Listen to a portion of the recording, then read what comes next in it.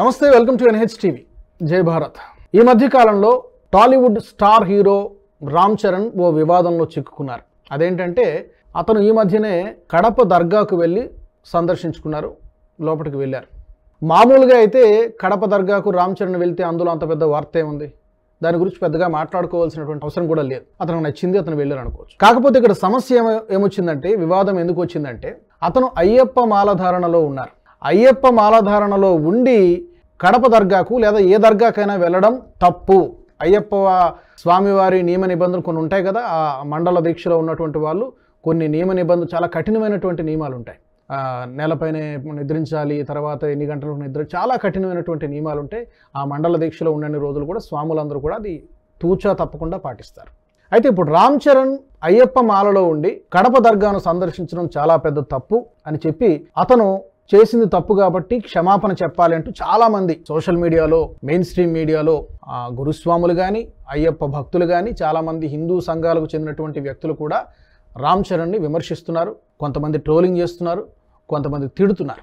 At the same time Ram చరణ్ని సమర్థించే వాళ్ళు కూడా ఉన్నారు. సమర్థించే వాళ్ళు ఏం చెప్తున్నారు, విమర్శించే వాళ్ళు ఏం చెప్తున్నారు, లేదా తిడుతున్న వాళ్ళు ఏం చెప్తున్నారు. సమర్థించే వాళ్ళు ఏం చెప్తున్నారు, అన్ని మతాలు ఒకటే కదా, అందరి దేవుళ్ళు ఒకటే కదా, వెళితే తప్పే ఉంది, లేదా తెలియక చేసి ఉండొచ్చులే, క్షమించి వదిలేద్దాం, దానికి అంతగా అతనిపై విరుచుకుపడాల్సినటువంటి అవసరం లేదు అనేవాళ్ళు ఒక సెక్షన్ ఉన్నారు. అంటే సాఫ్ట్ కార్నర్లో చూస్తున్నారు రామ్ చరణ్. రామ్ చరణ్ అయ్యప్ప మాల వేసుకోవడం అనేది ఇది ఫస్ట్ టైం కాదు. కొన్ని సంవత్సరాలుగా అతను ప్రతి సంవత్సరం అయ్యప్ప మాల ధారణ చేస్తూ ఉన్నారు. ఈవెన్ మెగాస్టార్ చిరంజీవి గారు కూడా అయ్యప్ప మాల చాలాసార్లు వేయడం జరిగింది. కాబట్టి మనం మెగా ఫ్యామిలీకి లేదా రామ్ చరణ్కి ఉన్నటువంటి భక్తిని, నమ్మకాన్ని శంకించాల్సిన అవసరం ఉందని నాకు అనిపించడం లేదు.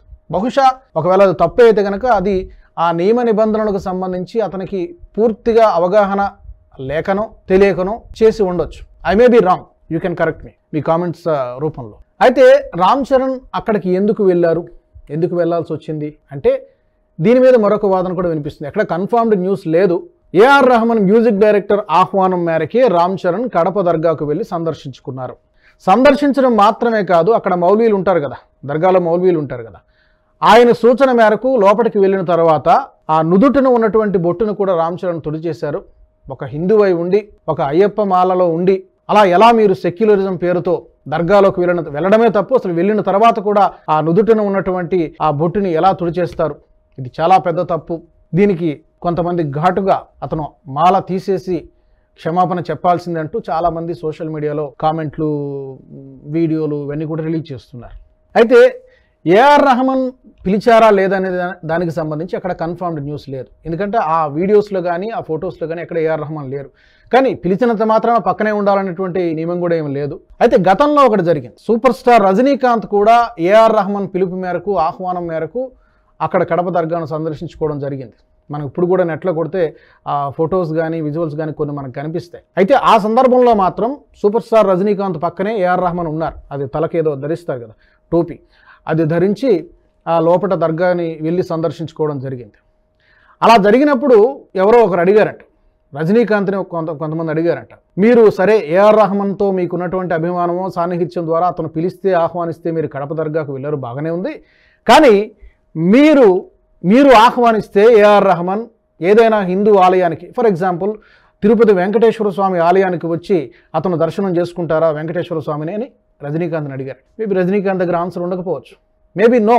రజనీకాంత్ గారు పిలిచినా కూడా రెహమాన్ తిరుపతి ఆలయానికి వస్తారా, రాకపోవచ్చు. ఇప్పుడు ఇక్కడ పాయింట్ ఏంటంటే, చాలామంది హిందూ బంధువులు ఏమంటారంటే, మన హిందూ ఆలయాలకి వాళ్ళు రానప్పుడు, మన దేవుళ్ళను దర్శనం చేసుకున్నప్పుడు, లేదు మన ప్రసాదాలను వాళ్ళు స్వీకరించినప్పుడు, మనం ఎందుకు హిందువులమై ఉండి వాళ్ళ దర్గాలను కానీ లేకపోతే వాళ్ళ చర్చిలకు కానీ మనం ఎందుకు వెళ్ళాలి, మనకేం అవసరం అనేటువంటిది క్వశ్చన్. అయితే ఇక్కడ ఒకటి ఉంది, అయ్యప్ప మాలధారణలో ఉన్నవాళ్ళు అయ్యప్ప స్వామిని దర్శించుకోవడానికి ముందు కేరళలో వావర్ స్వామి, హజ్రత్ వావర్ స్వామి అని అక్కడ ఒక దర్గా ఉంటుంది. దాదాపుగా చాలా మంది గురుస్వాములు కానీ కన్యస్వాములు కానీ వీళ్ళందరూ కూడా స్వామివారిని, అయ్యప్ప స్వామివారిని దర్శించుకోవడానికి ముందు ఈ దర్గాలోనికి వెళ్ళి ఒక టెంకాయ కొట్టి అక్కడ మౌల్వీలు ఎవరో ఉంటారు, వాళ్ళు ఏదో ఆశీర్వదించడం లాంటిది ఏదో చేస్తారు. ఇది జరుగుతోంది, కొన్ని సంవత్సరాలుగా జరుగుతోంది, ఇప్పుడు కూడా జరుగుతోంది. దీన్ని కూడా చాలామంది తప్పుపడుతున్నారు.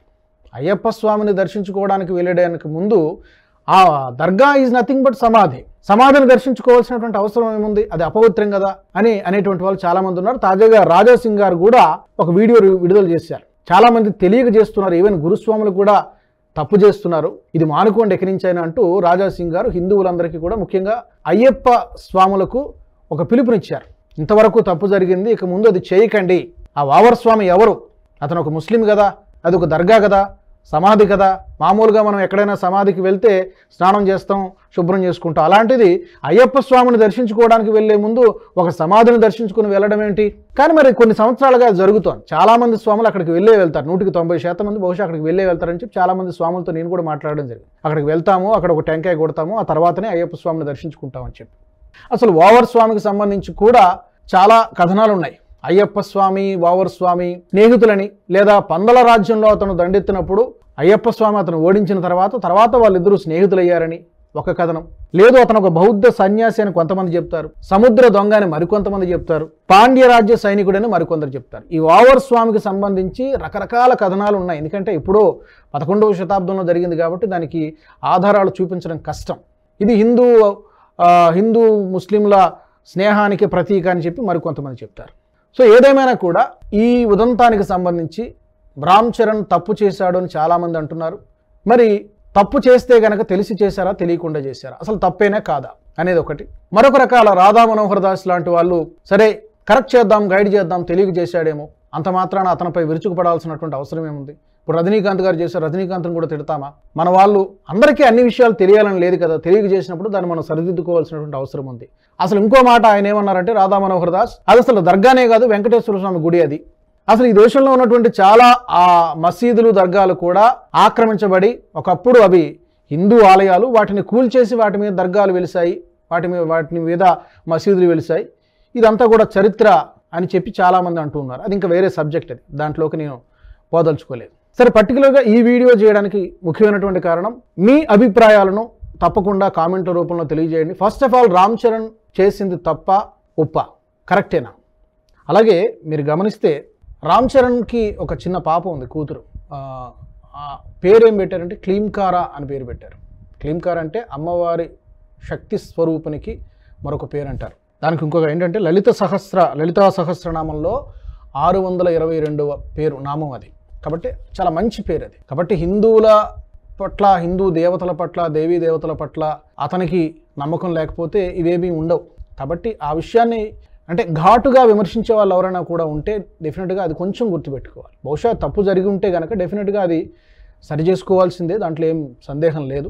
బట్ మరీ అంత తిట్టిపోయాల్సినటువంటి అవసరం లేదేమో. ఎందుకంటే ఆ కుటుంబానికి కానీ ఆ హీరోకి కానీ హిందువుల పట్ల, హిందూ దేవీ దేవతల పట్ల నమ్మకం ఉంది. కాబట్టే అతను ప్రతి సంవత్సరం అయ్యప్ప స్వామి మాల వేస్తున్నారు, పూజిస్తున్నారు, ఆరాధిస్తున్నారు.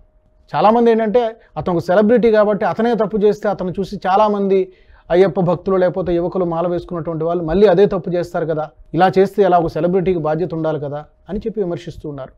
బట్ ఈ అంశానికి సంబంధించి మీ అభిప్రాయం ఏంటో తప్పకుండా కామెంట్ల రూపంలో తెలియచేయండి. అయ్యప్ప మాలధారణలో ఉన్నప్పుడు దర్గాను, కడప దర్గానే కాదు ఏ దర్గానైనా సందర్శించవచ్చా అనేది మీ కామెంట్ రూపంలో తప్పకుండా తెలియజేయండి. మరికొంతమంది ఆందోళన వ్యక్తం చేస్తున్నది ఏంటంటే అయ్యప్ప స్వాములు పూజలు చేస్తూ ఉంటారు, కొండకు వెళ్లే ముందు పూజలు చేస్తూ ఉంటారు, పడి పూజలు ఏమంటారు, పడి పూజలు. ఆ పూజలు చేసే చోటుకు కూడా కొంతమంది మౌల్వీలను పిలిచి అక్కడ కూడా ప్రార్థనలు చేస్తున్నారు. ఇది మంచి సాంప్రదాయం కాదు, ఇక్కడ కూడా పొల్యూట్ అవుతోంది హిందూ మతం అని చెప్పి కొంతమంది ఈవెన్ స్వాములు, కొంతమంది హిందూ సంఘాల వాళ్ళు ఆరోపణ చేస్తూ ఉన్నారు.